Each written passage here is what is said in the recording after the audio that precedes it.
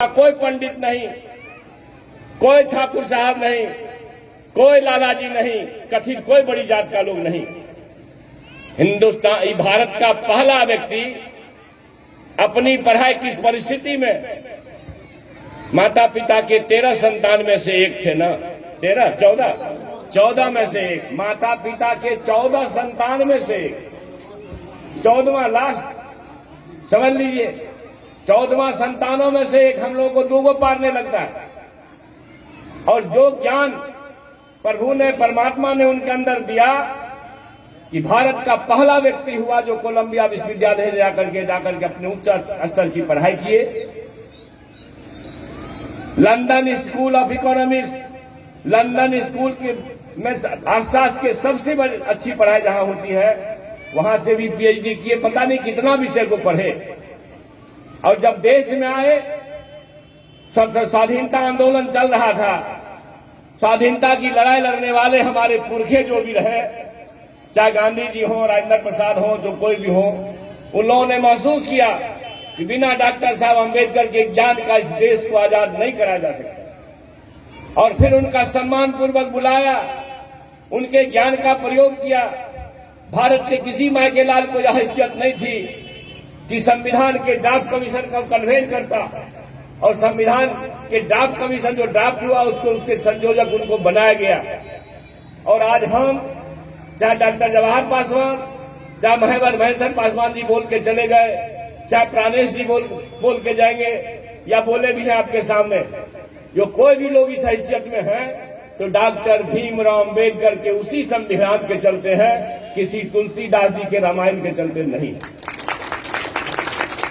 पूजिए विप्रशील गुणहीना, ना शूद्र ज्ञान परवीना। आप समझ लीजिए, इससे ज्यादा अगर इसी को खाली समझ लीजिएगा कि यह बाबा साहब अम्बेडकर ने नहीं लिखा, तो किसने लिखा? आप लोगों में से कोई बताइए, क्या जवाहर पासवान के पुरखा लिखे, क्या चंद्रशेखर कुमार के पुरखा लिखे, या प्राणेश जी के पुरखा लिखे? नहीं। अगर कोई लिखा तो मनुवादी ब्राह्मणवादी विचार को जिलाने वाले लोगों ने लिखा। विप्रशील गुणहीन, हे भगवान, कहीं अगर परमात्मा है या लिखने वाले को तो अभी भी, बोलने वाले को अभी भी बर लगना चाहिए, मगर भगवान है ही नहीं तो बर कहां से लगेगा? भगवान तो सामने है जिसको हम लोग छोड़े हुए। उससे भी ऊपर आप सभी लोगों को पता होगा, पहले एक सामाजिक कुरीति थी, वेद अगर शूद्र पढ़ ले, अति शूद्र पढ़ ले तो जिह्वा काट लो, जिह्वा काट लो। क्या किसी पासवान के पुरखा ने कहा? क्या किसी गुआर के पुरखे ने कहा? किसने कहा? आप भी बोलो भाई, किसने कहा?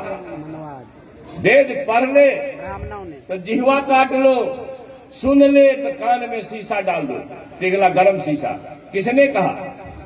मनुवादियों ने कहा, पंडितों ने कहा, ब्राह्मणवादियों ने कहा, ब्राह्मणों ने कहा। आपके बच्चों, आपके पुरखों ने नहीं कहा। जी काटने की बात हजारों साल पहले कानून बना के उनके पुरखे गए, जिसको मनुस्मृति कहा जाता है। उसी मनुस्मृति का दहन अम्बेडकर साहब किए थे। इसलिए मनुस्मृति को चलाने वाले लोगों से नफरत करना चाहिए, न कि अभी सुने महेश्वर भाई ने बताया हमारे गांव में क्या है भाई, चिरौरी में दुसाध चेतना उत्थान परिषद, दुसाध उत्थान परिषद, चमार उत्थान परिषद, गुआर उत्थान परिषद, इससे काम चलने वाला नहीं है। समूचे दलितों का उत्थान हो, इसकी अगर कोशिश आप नहीं करेंगे तो आप दफन हो जाएंगे इतिहास में। अलग अलग जातियों में तो बांट दिया आपको, 6,647 पता नहीं कितना, 743 गजट में है, भारत सरकार के गजट में। और मालूम है, अभी तेजस्वी यादव जी के साथ आज तक का इंटरव्यू हो रहा था, वो अंजना ओम कश्यप बोल रही थी कि तेजस्वी जी 48,000 जाति अब है, 48,000 तो कैसे गिनती हो? तो आप समझ लीजिए, भैंस की गिनती हो सकती है, गाय की गिनती हो सकती है, मगर आपकी गिनती नहीं हो सकती। इसलिए कि आप बहुजन हैं, आपकी गिनती और भारत सरकार करा देगी तो 1 पैसा भी आएगा तो 1 रुपया में 85 पैसा आपके घर में जाएगा।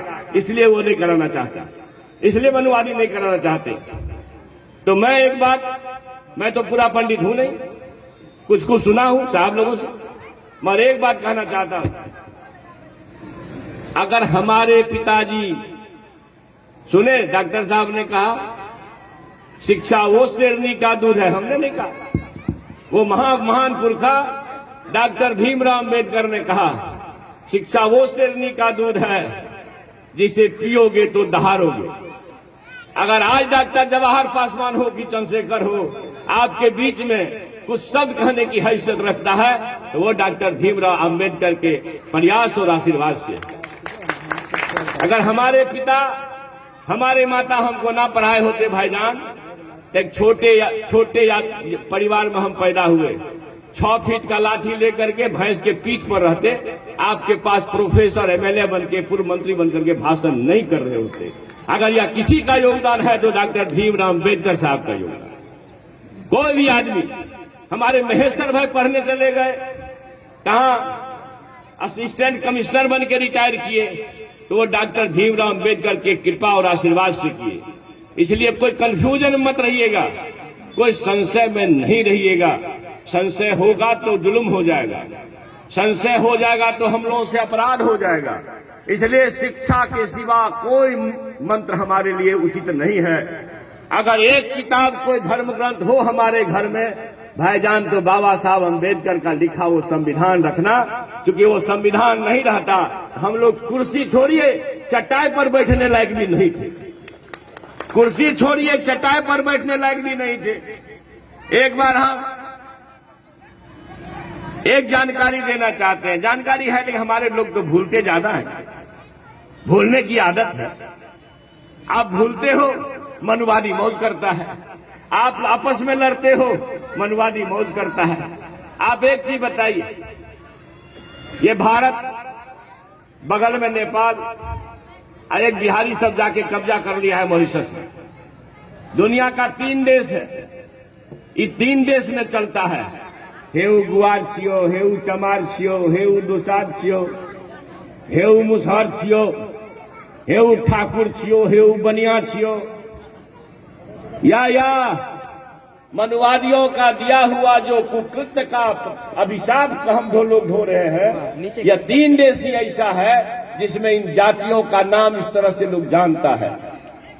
दुनिया के सैकड़ों देश हैं, चीन है, जापान है, अमेरिका है, लंदन है, रूस है, दुनिया के सैकड़ों देश 3 देश को छोड़ करके कहीं इस जाति का नामो निशान नहीं है। इसका मतलब अगर परमात्मा ने, प्रभु ने बीज लगाया होता तो हिंदुस्तान में ही नहीं लगाता, नेपाल में ही नहीं लगाता, मॉरिशस में ही नहीं लगाता, इन जातियों के बीज को पूरे दुनिया में फैलाता। मगर क्या कारण है भाई कि इन 3 कथित हिंदू देश प्रभावित देश में ही जातियों का इसलिए प्रादुर्भाव हुआ कि पंडितों को, मनुवादियों को, ब्राह्मणवादियों को ये कहना था कि जब तक आपस में लड़ोगे नहीं तब तक अपना मौज होगा नहीं। आपस में लड़िए, जाति जाति के बीच दुसाद उठान, गुआर उठान, चमार उठान, बनिया उठान, मुसहर उठान, तो सब ब्राह्मणे का उत्थान होगा, हम लोग का तो होने से रहा। इस बात को समझने में कोई दिक्कत? समझ गए आप लोग तो हाथ उठाइएगा। ठीक है, धन्यवाद। तो मैं कहना चाहता हूं, जब जब ये अछूतों के बीच, शूद्रों के बीच में महापुरुष पैदा हुआ है, तब तक उनको मारने की साजिश हुई।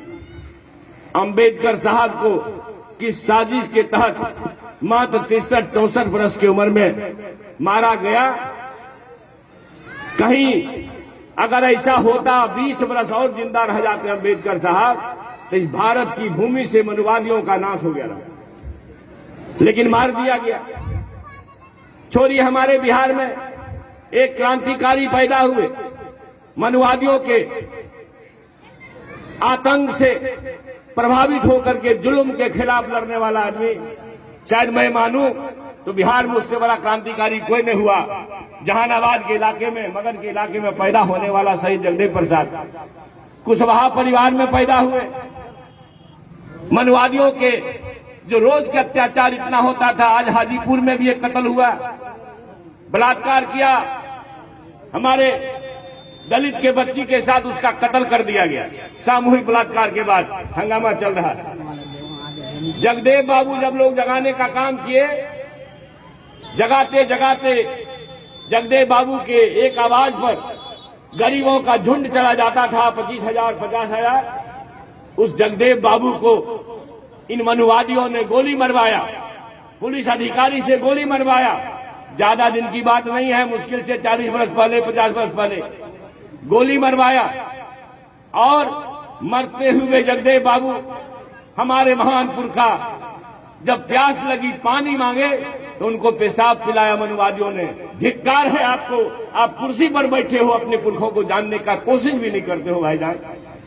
इसलिए उतना ही नहीं, आप आज की तारीख में ले लो भाई, एक कत्ल नहीं हुआ है।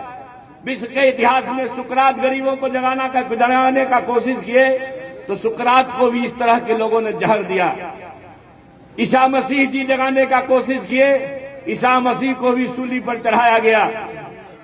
और लालू यादव जी, भैंस चराने वालों, बकरी चराने वालों, चूहा पकड़ने वालों, सुअर चराने वालों, घोंघा सितुआ चुनने वालों, पढ़ना लिखना सीखो।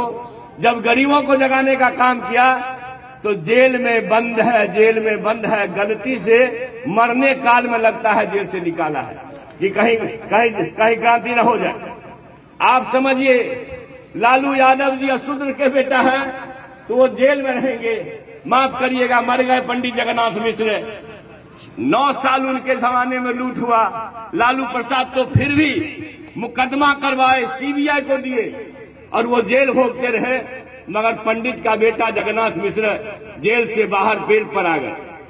इसलिए आपके पास ये बात छोड़ता हूं कि जब जब हमारे बीच से कोई महापुरुष हुआ है, उनको कभी जहर दिया गया, कभी सूली पर चढ़ा गया, कभी गोली मार दी गई, रोज मारा जा रहा है। इसलिए आप सभी लोगों से कहना चाहता हूं कि पूजिए विप्रशील गुणहीना, ना शूद्र ज्ञान परवीना। वेद वेदांत को पढ़ोगे तो जिह्वा काट लेंगे, सुनोगे तो कान में शीशा डाल देंगे। हमारे माझी साहब, अभी ना माझी साहब को जी काटने का फतवा हुआ कि नहीं? क्यों हुआ? आज के तारीख में भी जो उनका मनवादियों का पुरखा हमको सिखाते रहा है, हमारे साथ जो अत्याचार किया है, उसका बेटा भी आज के दिन में भी हमारे शानदार माजी साहब, या चाहे हो कि हमारे पुरखे और भी कोई हो, चाहे हमारे हमदर्द लालू प्रसाद जी हो, उनको जिह्वा काटने की बात, जेल में डालने की बात, और थोड़ा सा भी अगर किसी में लगता है कि भविष्य में ये नायक हो सकता है तो लालू यादव के बेटा तेजस्वी यादव पर 1 दर्जन से ज्यादा मुकदमा। अमित शाह के बेटा जय शाह पर नहीं होगा, मगर लालू का बेटा, शूद्र का बेटा है तो इस पर मुकदमा होगा। क्योंकि या तो भाई जगा लेगा लोग को। आपके चेतना पर छोड़ता हूं, प्रबोधन कार्यक्रम चलेगा, एक से एक वक्ता आपके गांव में आएंगे। मैं साधुवाद करता हूं बहन मोनिका का, बहन रजनी बौद्ध का, इतना दूर से आपके गांव में आए हैं। और आपका गांव एक माने में ऐतिहासिक है कि बिहार में इस ढंग का कार्यक्रम पहली बार किसी गांव में हो रहा है तो चिरौरी के ऐतिहासिक धरती पर हो रहा है। इसलिए बहुत बहुत साधुवाद संयोजक महोदय प्राणेश जी को, सभी लोगों को। मैं इसके साथ कि जरा अपनी चेतना को खोलना है। आज के तारीख में कितना दिन हुआ? 2014 में मांझी साहब मुख्यमंत्री थे 15 में, 14 और 15 में मांझी साहब मुख्यमंत्री थे। मधुबनी के एक भगवती मंदिर में